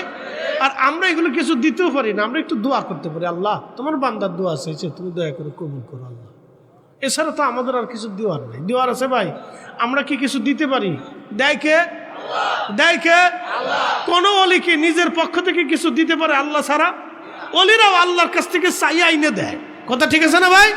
আমরা সুন্নিরা বিশ্বাস করি অলিরা নিজেদের পক্ষ থেকে কিছু দিতে পারে না, অলিরা আল্লাহর কাছ থেকে চেয়ে এনে আমাদেরকে দেয়। প্রিয় উপস্থিতি, খুব মনোযোগ দেবেন। হাজারাতে আমর ইবনুল আস চিঠি লিখলেন, ইয়া আমিরাল মুমিনিন, এখন মিশরবাসীরা ঘনঘটা করে একটা মেয়েকে জবাই দেওয়ার জন্য তারা নীল নদী নিয়ে যাচ্ছে। আমিরুল মুমিনিন, আমি বাধা দিয়েছি। তারা বলছে আমরা যদি নীল নদের জোয়ার এনে দিতে পারি তাহলে কোনোদিন তারা কুমারী নারী জবাই দেবে না। হুজুর কি করব আমি এই মুহূর্তে? তখন হযরত ওমর রাদিয়াল্লাহু আনহু আরেকখানা চিঠি লিখলেন। চিঠির মধ্যে তিনি লিখলেন, ও হে নীলনদ, আমি খলিফাতুল মুসলিমিন ওমর ইবনুল খাত্তাব বলতেছি, হে নীলনদ, তুমি যদি আল্লাহর হুকুমে প্রবাহিত হও তাহলে আমি ওমর বলতেছি তুমি আল্লাহর হুকুমে প্রবাহিত হয়ে যাও। হে নীলনদ, তুমি যদি আল্লাহর হুকুমে প্রবাহিত না হও তাহলে আমি ওমর বলতেছি তোমাকে প্রবাহিত হতে হবে না। চিঠিখানা লেখার পরে হযরত ওমর চিঠিখানা বাস করে দিয়ে বার্তাবাহককে বললেন, বার্তাবাহক চিঠিখানা নিয়ে সেনাপতি আমর ইবনুল আসের হাতে তুলে দিয়ে বলবা সে যেন শুধু চিঠিখানা নিয়ে নীল নদের পানির মধ্যে ছেড়ে দিয়ে আসে, বাকি চিন্তা তার করা লাগবে না। একবার জোরে বলা যাবে কি আল্লাহু আকবার? না না না, হাত উঁচা করে বলেন আল্লাহু আকবার। ক্ষমতা আছে না নাই? কারামত আছে না নাই? এখন আপনি যদি কোন কেমনে সম্ভব, তো কেমনে আল্লাহর জিজ্ঞাসা কি এছাড়া আর কোনো বাক্য আছে? পৃথিবীর কোনো বিজ্ঞান এই কথা বিশ্বাস করবে যে চিঠি দিয়ে নীল নদে পানি আনা যায়? বলেন, ঘটনা তো সত্য, লক্ষ লক্ষ মানুষ সাক্ষী, লক্ষ লক্ষ মানুষ কি সাক্ষী, ঘটনা তো সত্য। কিন্তু বিজ্ঞানের কাছে যা বলেন যে তুমি চিঠি দিয়ে নীল নদের জোয়ার আনাও, বিজ্ঞান বলবে এটা কি করে সম্ভব? এগুলো সব গাঁজাখুরি কথা। প্রিয় উপস্থিতি, মনোযোগ দিবেন। হযরত ওমর চিঠিখানা লিখলেন। চিঠির মধ্যে ভাষাটা হলো, হে নীলনদ, আমি ওমর ইবনুল খাত্তাব বলতেছি, মুসলিমদের খলিফাতুল মুসলিমিন ওমর, তুমি যদি আল্লাহর হুকুমে প্রবাহিত হয়ে থাকো তাহলে আমি ওমর বলতেছি তুমি আল্লাহর হুকুমে প্রবাহিত হয়ে যাও। এখন আপনারা বলেন সব কিছুর নিয়ন্ত্রণ কার হাতে? সূর্য কার আইনে চলে? মেঘ কার আইনে আসে? শীত কার আইনে? আবহাওয়া অধিদপ্তর বলল এই জানুয়ারির শেষে শেষে শীত প্রচুর পরিমাণে পড়বে, এখন শীতই নাই। কি কথা ঠিক আছে না? জানুয়ারির 1 তারিখ 2 তারিখে শীত পড়ছিল, 31শে ডিসেম্বর আমি তখন মাহফিল করতে গেছি আপনার সিরাজগঞ্জ, উড়ে শীত কারে কয়, বাপরে বাপ, শীতের চোটে আর কুলাইতে পারি না। তারপরের দিন মাহফিল করছি জামালপুর শেরপুর দিয়ে 3টিয়া, শীতের জ্বালায় কুলাইতে পারি না। তারপরের দিন মাহফিল করছে নাটোর, বাপরে বাপ, শীতে জমে যায়। এই 3 দিন শীত পেয়েছি, তারপরে আর শীত নেই। কাঁথা কম্বল যা ছিল 3 দিন জড়াইছি, পরে খালি দিয়ে গরম লাগে, খালি গরম লাগে। ওয়াজের ভিতরে বাইন্দে সেন্দে সব কিছু দিয়ে 3 দিনই বাঁধছি, পরে খালি খুলে ফেলাই দেওয়া লাগে। এর লেগে আজকে কিছু গাইটাই দিইনি, দেখেন না একবারে চলে এসেছি। এইবার যা ঝামেলা করে লাভ নেই। তো খুব মনোযোগ দেন। শীত আল্লাহর আইনে না, শীত আনার জন্য আবার পূজা টুজা দেওয়া লাগবে।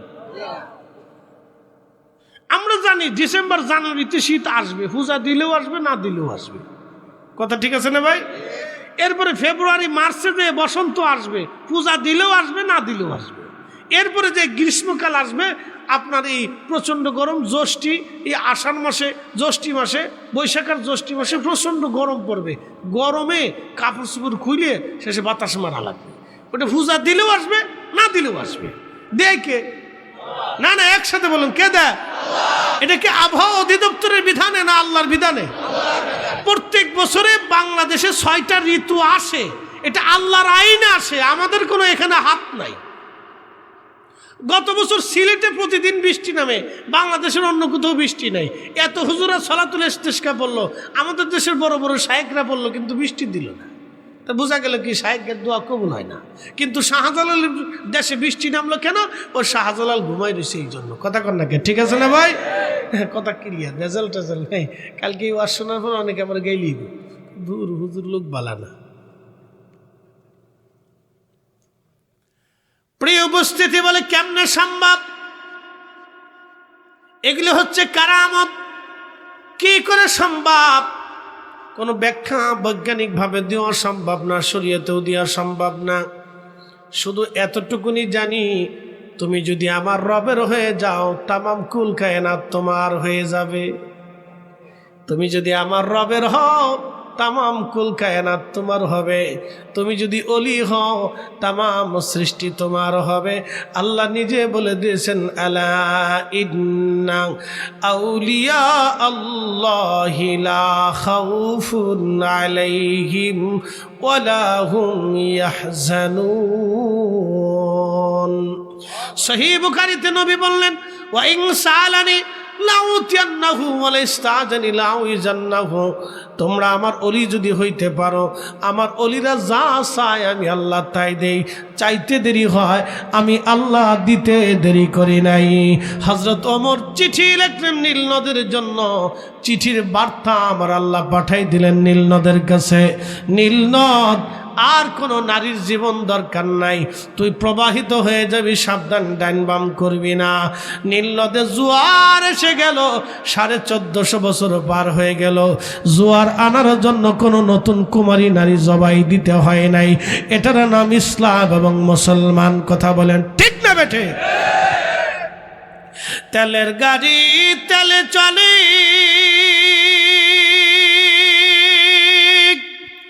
হাওয়ার গাড়ি হাওয়ায় উড়ে, বিনা তেলে চালাই গাড়ি নবী সুলাইমান।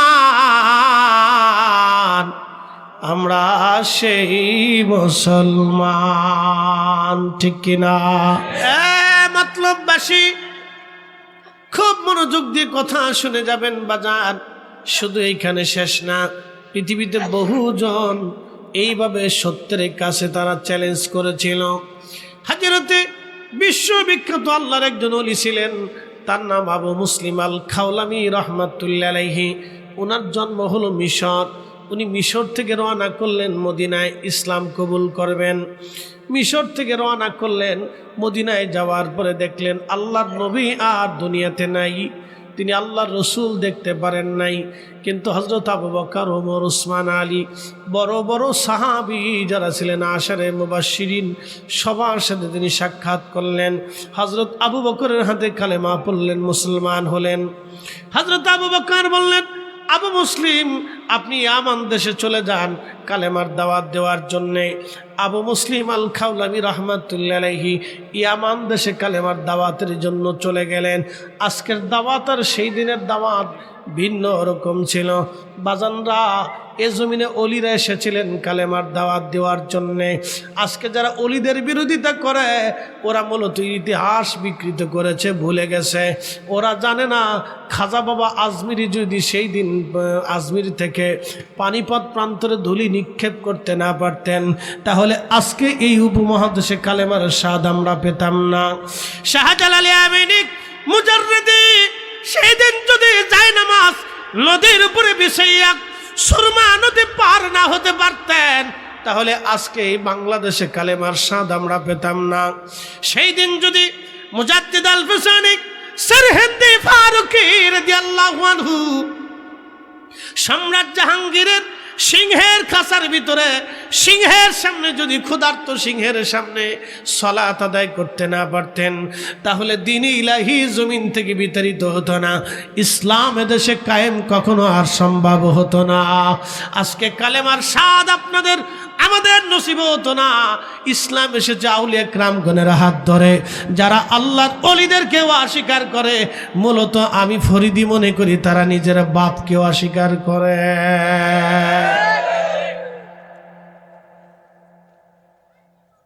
আহা, কি করে বুঝাবো আপনাদেরকে আমি জানি না। বোঝানোর মতো ভাষা জ্ঞান আমার নেই, এলেম কামল আমার নেই। কিন্তু কৃতজ্ঞ হতে হবে বাপ। একটা কুকুর আপনার বাড়ি পাহারা দেয়, সারা রাত শীতের মধ্যে উঠানে কাঁপতে থাকে আর পাহারা দিতে থাকে। বিনিময়ে মাসে কত বেতন দিছেন, কি খাবার তাকে দিয়েছেন, কিচ্ছু দেন নেই, ও পাহারা দিতে থাকে। পচা গলা খেয়ে বাড়ি পাহারা দেয়, কিন্তু বেইমানি করে না। আচ্ছা, আপনারা যদি চিন্তা করেন না আমরা আর এই মতলবের এই ফরাজিকান্দি এলাকায় আমিনপুরে আমরা আর এই কুত্তা টুত্তা পালবো না, শিয়াল ধরে নিয়ে আসবো। তো কুত্তা তারাই দিয়ে 210টা শিয়াল বাড়িতে আইনে সুন্দর করে খাওয়াই টোয়াই ফেরাই টেরাই করে সকালে এই আপনারা ওরে রুটি টুটি খাওয়ান, দুপুরবেলা গরুর গোশত দিয়ে ভাত খাওয়ান, রাত্রিবেলা মুরগা দিয়ে খাওয়ান, এইভাবে খাওয়াইতেছেন। এরপরে শিয়াল ছাড়িয়ে দিয়েছেন যে মুরগি পাহারা দিয়ে। আপনার কি মনে হয় মুরগি রাখবে? কারণ কি? শিয়ালে মুরগি খাইব কে?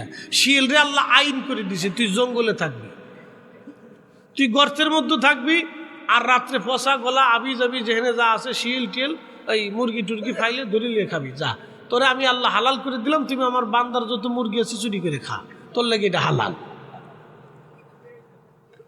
কি কথা খারাপ পেয়েছি আমি? শিয়ালের লাগে আল্লাহ হালাল করে দিছে, তুই আমার বান্দার মুরগি চুরি করে খা, এটা তোর লাগে হালাল। কুত্তারে আল্লাহ বলে দিছে তুই বা আমার বান্দার বাড়ি পাহারা দিবি, তোরে খাবার দিক বা না দিক, লাথি সবর যাই দিক, অল্প কিছু খাদ্য কোনো রকম খাইয়ে হলেও তুই বান্দার বাড়ি পাহারা দিবি, সাবধান, বেইমানি করবি না। এই জন্য কুত্তা আল্লাহর আইনে বেইমানি করে না, আর শিয়াল আল্লাহর আইনে আপনার ঘর পাহারা দেয় না। বিড়াল আপনার কোলের ভিতরে এসে ঘুমাইবো, আপনার বিছানায় ঘুমাইবো, আপনার বাড়ি পাহারা দিব, কিন্তু বিড়াল মেরে ইঁদুর আইনে আপনি ঘর পাহারা দিয়ে হইতে পারবেন না।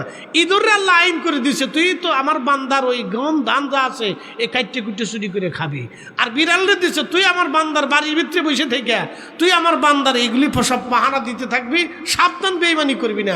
বিড়াল বেইমানি করে না। কি কথা কর না কে? ও কার আইনে চলে? জোরে বলেন না, আরো জোরে বলেন। বিড়ালও আল্লাহর আইন আপনার ঘরে থেকে, কুত্তাও আপনার বাড়িতে আল্লাহর আইনে পাহারা দেয়। জঙ্গল থেকে হাতি ধরে আইনে বাড়ি এসে দুধ দোয়াই খাইতে পারবেন? যে হাতির দুধ দোয়াই খাই আমরা, সিস্টেম নাই। আল্লাহ গরু দিয়ে দিছে, তো আমার বান্দা তোরে খাওয়াবে টাওয়াবে, আদর যত্ন করবে, গোসল টোসল করবে, তুই কিন্তু দুধ দিবি। এই জন্য গরু কিন্তু আপনার দুধ ঠিকই দেয়। আর গরু কিন্তু ইচ্ছা করলে আপনার লাথি 2 সাইডে দিয়ে আপনার দাঁত টাত ফেলাই দিয়ে হসপিটাল ভর্তি করাইতে পারতো, কিন্তু ও লাথি সবর দেয় না, জানে যে আমার মালিক আমার খাবার দিছে, তারে দুধ দিতে হবে। কিন্তু একটা ছেলে 25 বছর ধরে মা তারে পালছে, 25 বছর পরে সুন্দরী বেডি একটা লয়ে ভাইকে চলে গেছে, মার আর খবর নাই। এই আস্তে কথা কানকে জোরে বলে। তার মানে বোঝা গেল এই ফুলা পালার চাইতে কুত্তা পালা ভালো। কথা ক্লিয়ার না ভেজাল আছে? একবারে ক্লিয়ার কথা বলে দিছি, কাটসাট কথা, কোনো বাকি ঝুঁকি নাই বাপ।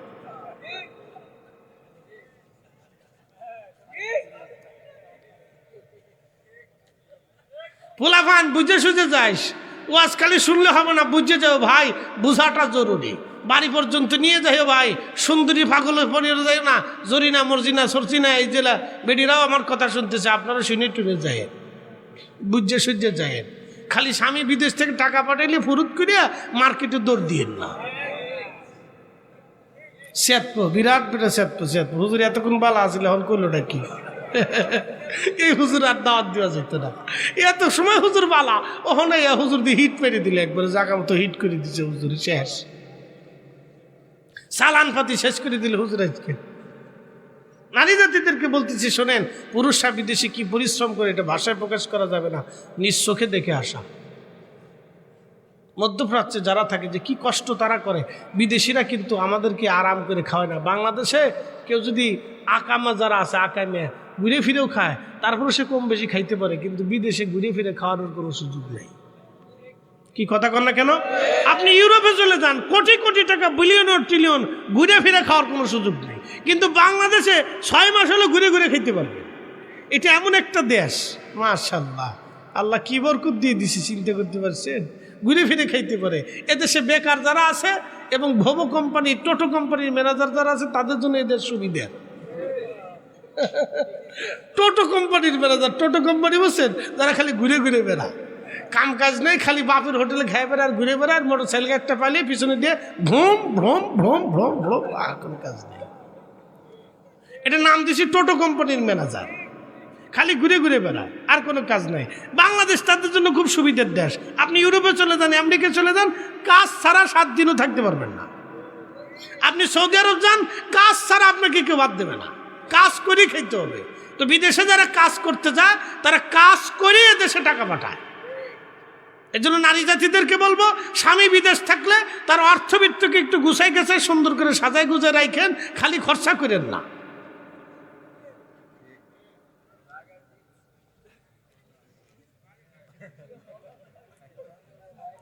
কদ্দূর একটু কিনতে চাইছিলাম, তার হুজুরের জ্বালা হইল না। সারা বছর বদদুয়া দিবে, দিতে থাকতাও বালা, তবু হক কথা কইতে হবে। হ্যাঁ, বোঝাটা জরুরি। গেলে তো চলেই গেল, ওটা তো কুত্তার চাইতেও খারাপ। কি কথা কন না কে? আমি তো কুত্তা দিয়ে বুঝাইলাম। মানুষ বড় অকৃতজ্ঞ, কুকুর আল্লাহর একটা সৃষ্টি, আল্লাহ মানুষকে বুঝাইতেছে, দেখ আমার সৃষ্টি একটা কুকুর তোমার বাড়ি পাহারা দেয়, ও বেইমানি করে না। একটা বিড়াল আপনার সাথে বেইমানি করবে না, ও আপনি ওরা আদর করবেন, খাবার দিবেন, দেখবেন ও যেখান থেকে বাচ্চা কাচ্চা নিয়ে এসে আপনার ঘরের ভিতরে এসে উঠে। ও জানে আমার মালিক আমার তাড়াবে না। মালিকের প্রতি কত বড় একটা বিশ্বাস আসে। আপনি যদি তার গলার মধ্যে ছুরিও ধরেন, তাও দেখবেন যে ও বিশ্বাস করে মালিক আমাকে মারবে না। আপনি দেখেন একটা প্রাণী সে মালিককে কি করে বিশ্বাস করে, কিন্তু একটা বাবা তার সন্তানকে এখন বিশ্বাস করতে পারতেছে না। বাপ কেন? আমরা সর্বশ্রেষ্ঠ জাতি, পৃথিবীর শ্রেষ্ঠ জাতি আমরা। আল্লাহ রাষ্ট্রপুল মাখলুকাত, আল্লাহ আমরা বানাইছে। নিজেরা মারামারি করার সময় একটা আরেকটাকে খুন করে ফেলায়, কিন্তু কুত্তায় মারামারি করে কোনো খুন খারাপি হয় না। বিড়ালে মারামারি করে খুন খারাপি হয় না, কিন্তু মানুষে মারামারি করলে খুন খারাপি হয়। আমরা রাষ্ট্রপুল মাখলুকাত, তো মানুষ হয়েছে কিনা এটি চিন্তা করে। মুসলমানের হিসাব আরো পরে আসে। যেই ছেলে 25 বছর পরে বাপ মানে ঘর থেকে বের করে দিল। আমার ঢাকা ফ্ল্যাটে এক মহিলা আছে, ছেলে কোটি কোটি টাকার ব্যবসা করে, আহারে মার জায়গাটা ছেলের বাড়িতে হয় না। একটা বৃদ্ধাকালে একটা মা, বৃদ্ধকালে একজন বাবা, সন্তান নাতিনাতক নিয়ে না থাকাটা তার চাইতে জীবনের সবচেয়ে বড় অভিশাপ। এটা আপনি তারে রিমান্ডে দিছেন যে আপনি তো আপনার বাবা মারে কাছে না রেখে আপনি ফ্ল্যাট ভাড়া করে দিছেন। এখন নতুন সিস্টেম হচ্ছে বৃদ্ধাশ্রমে দেয় না, কত বড় সিটার, বউয়ের জ্বালা ওই ফ্ল্যাট ভাড়া করে দেয়, মা তোমরা এখানে থাকো। ফ্ল্যাট ভাড়া করে, ঢাকা ফ্ল্যাটে ভাড়া করে দেয় না, ফ্ল্যাট কিনে দেয়, তোমরা এখানে থাকো। এখানে থাকলে তোমার বৌমা কেঞ্জাম ফাসাদ করে, ঝগড়া ফাসাদ করে, ভাল লাগে না, তোমরা বুড়া মানুষ, তোমরা আলাদা থাকো। আচ্ছা বলেন তো, নাতি নাতকুর সারা বৃদ্ধকালে একজন বুড়ার বুড়ির জন্য এর চাইতে বড় শাস্তি আর কি হতে পারে? হ্যাঁ, এটা বৃদ্ধ বাবা মা জীবনের শেষ সময় কি চায়? তার নাতি নাতকুরের সাথে একটু সময় কাটাবে, বাচ্চা কাচ্চার সাথে একসাথে খাবে, একসাথে থাকবে, একসাথে বড় হবে। একদিন বৃদ্ধাশ্রমে এক মুরব্বীর কথা শুনে আমি রমজান মাসে বসে বসে কাঁদছি এবং চিন্তা করলাম, আহা কত তো সত্য। সে বলতেছে, দেখেন আমার 4টে বেটা, আহা বলতেছে আমার 4টে সন্তান, আমার ছোট্ট পাটিলিয়ে ছোট্ট ঘরে 4টে সন্তানের খাবার হলো, জায়গা হলো, থাকতে হলো, একসাথে ঘুমাইলাম। আজকে 4টে সন্তানের ঘরে আমার বাপ মার জায়গা হয় না, 4টে সন্তানের পাতিলে আমাদের জন্য 4 মুঠো খাবার হয় না। 4টে সন্তানের ছি ছি ছি, এর চাইতে কষ্টের কথা পৃথিবীতে কি হতে পারে, কি হতে পারে? এগুলো এক ধরনের জুলুম, অন্যায়, অনেক বড় অন্যায়। ভাবতেছেন খালি আমেরিকা আগুন লাগবে, আপনার ঘরেও আল্লাহ আগুন লাগাবে। কি কথা কন না কেন? আমেরিকানরা জুলুম করছে, আল্লাহ আগুন লাগাই দিছে। ভাবতেছেন আপনি জুলুম করে পার পাবেন না, আপনার ঘরের ভিতরে আগুন লাগবে, ছাড় পাবেন না, শাস্তি দিবি আল্লাহ। প্রিয় উপস্থিতি, মনোযোগ দিবেন, লম্বা কথা বাড়াবো না, রাত গভীর হয়ে যাচ্ছে, কথা অল্পের ভিতরে সেরে দিচ্ছি। আবু মুসলিম আল খাওলামি রহমাতুল্লাহ আলাইহির কথা বলছিলাম। ইয়ামান দেশে চলে গেলেন তিনি। ইয়ামান দেশে যাওয়ার পরে তখন ভণ্ড নবীর উদ্ভব হলো। মুসাইলিমাতুল কাজ্জাবের মতো কঠিন শক্তি নিয়ে ভণ্ড নবীরা নবুয়ত দাবি করে মুসলমান ধ্বংস করার পায়তারা করলো। হযরত আবু বকর বিশেষ বিশেষ সাহাবীদেরকে দিয়ে বড় বড় বাহিনী করে পৃথিবীর বিভিন্ন দেশে পাঠাইতে লাগলেন ভণ্ড নবী শায়েস্তা করার জন্য। কারণ ওই সময় যদি ভণ্ড নবীদেরকে ধ্বংস করা না হয়, ইসলাম মুসলমান চিরদিনের জন্য হুমকির মুখে পড়ে যাবে। কিন্তু ইয়ামান দেশে একটা ভণ্ড নবীর উদ্ভব হলো। অল্প দিনের ভিতরে তার বিরাট জনসম্মুখ হলো। কারণ পয়সা, টাকা, অর্থ কথা বলে। যার যত বেশি অর্থ খরচা করতে পারবে, দেখবেন তার দিকে মানুষ দ্রুত গতিতে ঝুঁকে চলে যায়। কথা ঠিক আছে না ভাই? যেন আমরা সুন্নিরা কিন্তু টাকার কাছে দুর্বল। আমরা সুন্নিরা এই জায়গায় দুর্বল, এই জায়গায় দুর্বল। যত দোষী থাক, দোষ এই এক জায়গা। আমরা এই অর্থনৈতিকভাবে আমরা ঐক্যবদ্ধ না। আপনি বাংলাদেশে যত ইসলামিক দল দেখবেন, তাতে দেখবেন অর্থনৈতিক একটা সোর্স আছে। সুন্নিদের কোনো অর্থনৈতিক সোর্স নেই। যার যার মতো সেই চলে, যার যার মতো সেই চলে। এই জন্য অর্থনৈতিক কোনো কেন্দ্রীয় সোর্স আমাদের নেই। অনেক কথা এগুলি মাইকে বলা যায় না। কেন্দ্রীয় অর্থনৈতিক কোনো সোর্স নেই। আমাদের একজন ইমাম চাকরিচ্যুত হইলে তারা আমরা নতুন করে কোথাও অন্য জায়গা 6 মাসের জন্য হলেও আমরা তারা ভরণ পোষণ দিতে পারি না। অনেক বড় প্রবলেম। আমি এগুলি কেন্দ্রীয়ভাবে বহুবার তুলে ধরছি। আমার হিসাব হলো করা হিসাব, আমি বগিযোগী হিসাব আমি করি না। তাই আমি বলছি যে এগুলো যদি করতে না পারেন তো যতই চিল্লাফাল্লা করেন কাজ হবে না। আমাদের আলেমদেরকে প্রোটেকশন দিতে হবে। প্রোটেকশন ছাড়া কোনো আলেম কোনো স্থানে, এ দেখে একজন আলেমের ধরেন একটা ইমামের চাকরি চলে গেছে, কারণ ইমামতির চাকরির তো কোনো গ্যারান্টি নেই। এই সভাপতি বেজার হয়ে গেলে চাকরি শেষ। সেক্রেটারি রাখস হলে তোমার চাকরি দেওয়া দেখাইতেছি দাঁড়াও। কোনো মুসল্লিও যদি একটু বেজার হয়ে যায়, তাকে ইমাম তুমি কেমনে থাকো আমি দেখাইতেছি দাঁড়াও। কি কথা কর না, জোরে বলে। আচ্ছা, একটা বিড়ির দাম কত? আমি সর্বনিম্নটাই ধরেন, হ্যাঁ 5 টাকা তো না, এখন দাম বাড়াইছে না ইউনুস সাহেব আবার কি জন্য দাম বাড়াইছে? এর ভিতরে বিড়ি আছে না? আচ্ছা, বিড়ির দাম 100 টাকা করে একটা করলে পর আরো ভালো হইতো। তাহলে আমি ডক্টর ইউনুসকে করতাম, ঠিক আছে আপনি কামটা ভালো করছে, আর কি কইতাম। তো যাই হোক, এই মনে করেন যে বিড়ির দাম 10 টাকা, তো একজনের প্রত্যেক দিন কয়টা বিড়ি খায়? 10টা খায় না? যারা খান শরম টরম পাইন না, লজ্জার সময় কিছু নেই, অভ্যাস হয়ে গেছে। আমি আর জোর করে বন্ধ করাইতে পারতেছি না। যাদের অভ্যাস হয়ে গেছে তো হয়ে গেছে, এখন কি করবেন, ছাড়তেই। আমি হিসাব করে বুঝাইতেছি, প্রত্যেক দিন যদি 10টা বিড়ি খান তাহলে 100 টাকা খরচা, মাসে গেল 3000 টাকা খরচা। আমি এক মুরব্বীর জিগেই, মুরব্বী বিড়ি কয়টা খান? কয় চাচা 60টি বিড়ি খাই। আমি বললাম আপনি মানুষ না জিন? কয় যাই কর আমার বিড়ি লাগবেই। আমাকে খান, আর কি করবে? আরেকে খান, খাইয়ে যদি বেহেশতে যাইতে পারেন আর কি করবেন? চেষ্টা করেন, আর কি করবেন? 60টি বিড়ি লাগে আপনার, আপনি খান কোন সময়? যে সময় সুযোগ পাই এই সময় টানেন, ঘুমে তুইটা টানেন। এর লেগে আমি একদিন বাথরুমে ঢুকছি, আমি বিড়ির গন্ধ। কিরে, বাথরুম থেকে বেরে কেয়ারটেকারে 10 টাকা দিয়ে বললাম, বেটা এই পরিষ্কার করতে পারছ না, ভিতরে বিড়ির গন্ধ। হুজুর আপনার আগে যে ঢুকছিল বই বিড়ি টানছে। তাই বললাম বাথরুমে বিড়িটা রেখে গাছগাছালির নিচে দোকানে পাটে কত জায়গা আছে। হুজুর ওই বিড়ি না টানলে বলে ক্লিয়ার হয় না। বুঝে নেবার আলা, উপর দিয়ে টানে নিচ দিয়ে ক্লিয়ার হয়, উপর দিয়ে টানে নিচ দিয়ে ক্লিয়ার হয়। বিড়ি হেরে ধরে ফেলছে, চাচা তোমারও ছাড়া যাবে না। বিড়ি ধরে ফেলছে তার, একবারের ব্লাডের সাথে এটা কানেকশন হয়ে গেছে। বুঝতে পারতেন, ব্লাডের সাথে কানেকশন হয়ে গেছে। তো খুব মনোযোগ দেন, এটা ছাড়তে হবে। তো প্রত্যেক মাসে একজনে 3000 টাকা বিড়ির বিষে খরচা করে। তারা যদি বলেন ভাইরে মসজিদের ইমাম সাহেবের বেতন বাবদ 500 টাকা দেয়, 6 মাসও দেয় না। কি কথা কন না কেন? ইমামের বেতন কত আজকে হিসাব দিয়ে যাই, বলেন আপনারা, বলেন বলেন আপনারা বলেন, আমি বলতাম না। ইমামের বেতন কত আপনারা বলেন? 8 থেকে, জোরে বলেন, 8 থেকে 10,000, 5,000ও আছে। আমি এক জায়গায় গেছি, আমার ফরিদপুরে, বলি ইমামের কত বেতন থাকে? হুজুর 2,000 টাকা দেয়। আমি তো আপনার পুরো গ্রাম শুদ্ধ আগুন ধরাই দেওয়ার দরকার। কেন আপনার 2,000 টাকা একজন মানুষের বেতন দেন? আপনাদের লজ্জা করে না?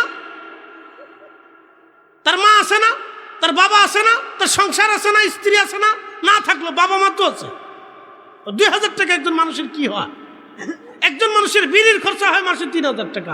আপনার 2,000 টাকা একজন ইমামকে কি করে দেন? আপনারা জুলুম করতেছেন এই বেটার সাথে। কথা খারাপ কিছু ভাই? আপনি ইনসাফ থেকে বুঝেন তো।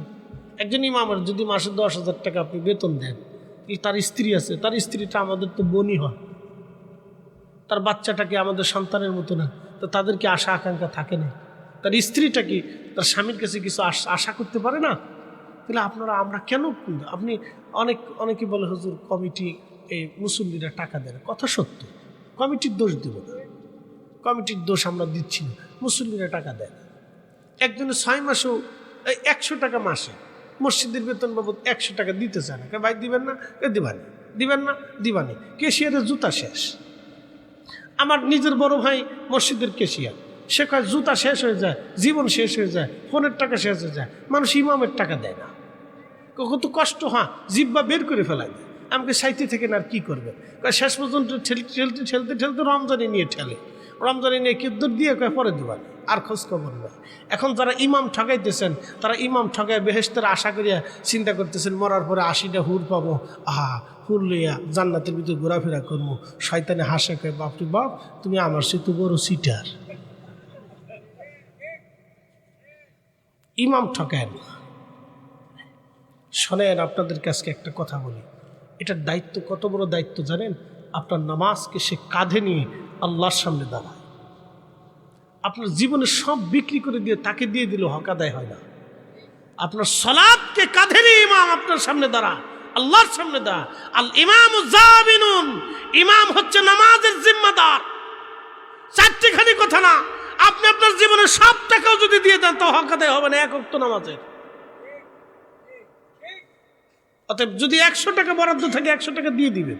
যদি 500 টাকা থাকে মসজিদ কমিটির পক্ষ থেকে, তো 500 টাকা মাস শেষ হলে দিয়ে দিবেন।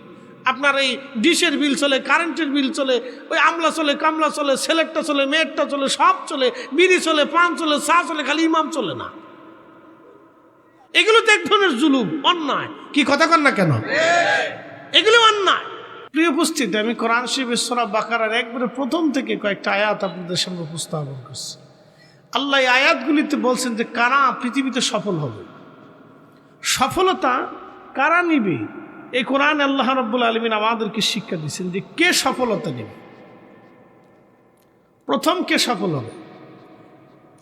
আলিফ লাম মিম। আল্লাহ 3টে শব্দ বললেন, পৃথিবীর কেউ এর অর্থ জানে না। দুনিয়াতে বড় বড় বড় বড় বড় বড় মুফাসসির চলে গেছে, যারা এই কোরআনের তাফসীর করতে করতে করতে করতে 30 খণ্ড পর্যন্ত করছে। এত বড় তাফসীর করছে, লেখছে যে আপনি সারা বছর পড়েও শেষ করতে পারবেন না। এমনও তাফসীর আছে যে আপনি 10 বছরে পড়ে শেষ করতে পারবেন না, এত বড় তাফসীর। কিন্তু দেখেন, আলিফ লাম মিমের অর্থ আজও পর্যন্ত কেউ বলতে পারে নাই। এটি একজন পৃথিবীতে জানতেন, তিনি আমাদের নবী।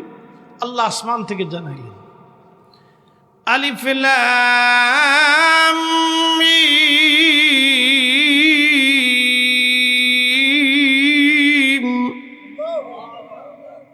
জিব্রাইল ওহী নিয়ে আসছেন, নবীজির কালবে ঢেলে দিলেন।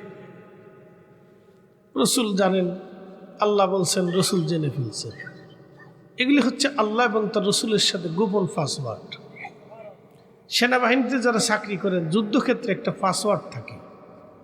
রানিং যুদ্ধ চলতেছে, বাংলাদেশের সেনাবহরের ভিতরে এখানে 5,000 সৈন্য আছে। এই 5,000-এর ভিতরে গোপনে পাসওয়ার্ড জানানো হবে। ওই সীমানার ভিতরে বাহির থেকে কেউ ঢুকতে চাইলে পাসওয়ার্ড বলতে হবে। অথবা সেনাদের ভিতরে কেউ যদি বাহিরে চলে যায়, ভিতরে আসতে চায়, তাহলে তাকে পাসওয়ার্ড বলতে হবে, তাও 10 সেকেন্ডের মধ্যে বলতে হবে, না বললে ফায়ার হবে, শেষ। গোপন পাসওয়ার্ড, এটা সেনা সদস্য ছাড়া, যুদ্ধক্ষেত্র ছাড়া আর কেউ জানবে না। তো আল্লাহর সাথে তার রসুলের একটা গোপন সম্পর্ক আছে, গোপন পাসওয়ার্ড আছে। আল্লাহ কি বললেন জিব্রাইলও জানবে না, শুধুমাত্র রসুল জানবে। একসাথে বলবেন আল্লাহু আকবার, আরো জোরে, আরো জোরে।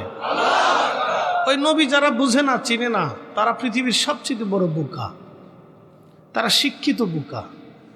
কথা কর না কেন, ঠিক আছে না ভাই? সে এখন আল আজহার বিশ্ববিদ্যালয়ের চ্যান্সেলরও হতে পারে, ভাইস চ্যান্সেলর হতে পারে, ও ছাতা দেখার সময় আমাদের নাই। কথা ঠিক আছে না ভাই? মদিনা ইউনিভার্সিটি থেকে ফারেক হয়ে আসছেন, আমার নাম লাগাই দিয়েছেন মাদানি, ও মাদানি ডুপ্লিকেট অরিজিনাল ডুপ্লিকেট এগুলো আমাদের দেখার সময় নাই। কথা ঠিক আছে না ভাই? আমরা রসুল চিনি। কি চিনি? আমি নবী দিয়ে আলেম চিনি, নবী ছাড়া আলেম চিনি না। এখানে ঠিক আছে না ভাই? আপনারা আমাকে চিনছেন রসুল দিয়ে। আমি যদি ভিন্ন মতের হতাম, জীবনে এখানে দাওয়াত করতেন না, চেহারাও দেখতেন না। তাহলে আমরা এখানে একসাথে হয়েছি রসুলের কারণে। কথা ঠিক আছে না ভাই? নবী দেখা, কি দেখা? রসুল দেখা আমরা এখানে একত্রিত হয়েছি। এখানে হিন্দুরা আসছেনি, বৌদ্ধরা আসছেনি, খ্রিস্টানরা আসছেনি, নাসারা, শিখ, জৈন, তো তারা আসে না কেন? তাদের তো প্রথম কাতারে বসা উচিত ছিল, তা আসে না কেন? তাদের সাথে আমাদের মতের মিল নাই। কথা ঠিক আছে না? তারাও যে মানুষ, আমরাও সে মানুষ। এই মতের মিল না থাকার কারণে তারা আমাদের এই ধর্মীয় অনুষ্ঠানে আসে না, আমাদের নামাজের কাতারে কিন্তু তারা দাঁড়ায় না, আর তাদের এই পূজার ওইখানে যে আমরা সেজদাও দেই না। কথা ঠিক আছে না? কিছু বাউটা পোলাপান আছে, ওরা চারপাশ দিয়ে ঘুরঘুর করে লারুল লেগে ঘুরে। কি কথা খারাপ বেশি ভাই? কে লেগে ঘুরে? লারুল, লারুল, লারু। ওরা লারু খাইবো, লারুল লেগে ঘুরে, লারুল লেগে ঘুরে। তো ওরা ওই বাউটা পোলাপান চারপাশ দিয়ে লারুল লেগে ঘুরে, বাসি টাসি বাজায়, ফুফা দেয়, এটা করে, ঠিক আছে। কিন্তু ভিতরে যাইয়া কোনো সময় সেজদা দেয় না, কিন্তু ঘুরে লারুল লেগে, কিন্তু সেজদা দেয় না। তো আমাদের দেশে হিন্দু যারা আছে, তারা আমাদের মাহফিল টাফিলে আসে, দু এক কোনাকাঞ্চিতে শুনে টুনে রেটে চলে যায়। তারাও আমরা এখানেও আসে লারুল লেগে। বুঝতে পারছেন না? এর ফুলাপনও লারুল লেগে যায়, এই ফুলাপন এদিকে আসে লারুল লেগে, লারুল। তো মনোযোগ দেন, কারণ কি? মতের মিল নাই। তারা বলে আমাদের এই বিদ্যার দেবতা আলাদা, ফানির দেবতা আলাদা, বৃষ্টির দেবতা আলাদা, আলোর দেবতা আলাদা, কল্যাণের দেবতা আলাদা, সাপের দেবতা আলাদা, দুধের দেবতা আলাদা। এই জন্য গরুরে মা কয়, তাদের বিশ্বাস।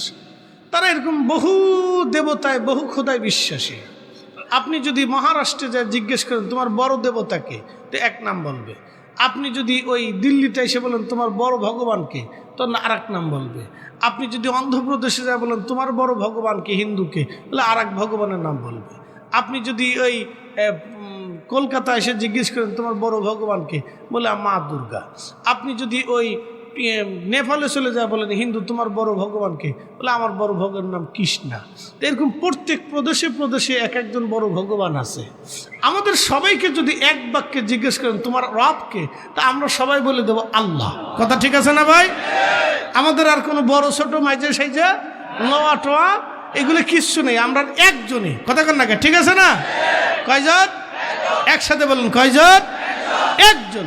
আল্লাহু আকবার, আমাদের একজন। কথা ঠিক আছে না? কখনো তোমাকে যদি ভুলি, হেদায়েতের আলো জেলে নিয় কাছে তুলি, ঠাই দিও প্রিয়তম